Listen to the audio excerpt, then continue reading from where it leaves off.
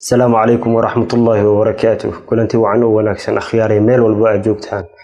سيدا كور هايسان أما عالم الإسلامي سيدا لقور هايو انت بدن وحاسود وينينا بشهر رمضان بالبركيسن بالرحمة دادوة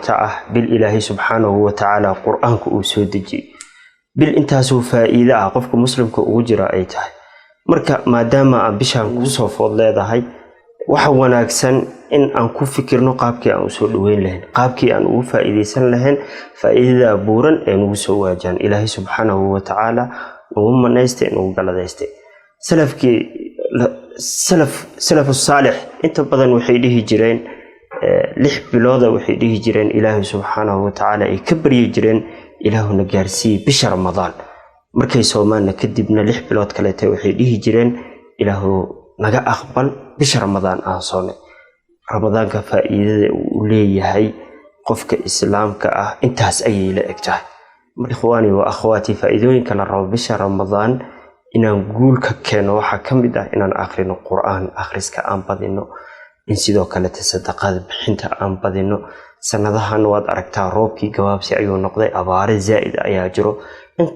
qofka kaleeta wuxuu ka maxal yiraahdaa uu ka gacan wanaagsan yahay qaraabada uu xiriiriyo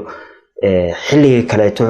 inkastoo ay wanaagsan tahay xilliyada kaleeto xilligaana uu si wanaagsan maadaama ay soo tahay abaaro culusna ay jiraan marka ikhwaani wa akhwaati waxyaabaha ugu wanaagsan waxa kamid ah sidoo kaleeto aan ka faa'iideysano ama aan maxal yiraahdaa ku soo dhaweeyna ramadaanka cafiska iyo saamaxada qofka khaladka ka galay qofka waxa ka tabanaysa qofka xumaanku uu sameeyay oo idil inaan cafino ayaa wanaagsan intaan la gaarin ramadaanka si ilaahay subhanahu wa ta'ala uu naga aqbalo bisha barakeysan cibaadooyinka aan la nimaan saamax qofka khaladka ka sameeyay oo cafi sidoo kale qofka aad khalad ka gashayna cafis weydiiso oo ay cafi ku dheh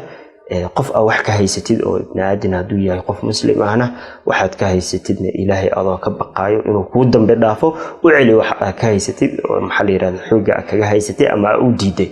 cafi walaalkaaga waa halhayska culimada mid kamid ah cafi walaalkaaga si ilaahay kuwa cafiyo bisha ramadaan. Assalaamu alaykum wa rahmatullahi.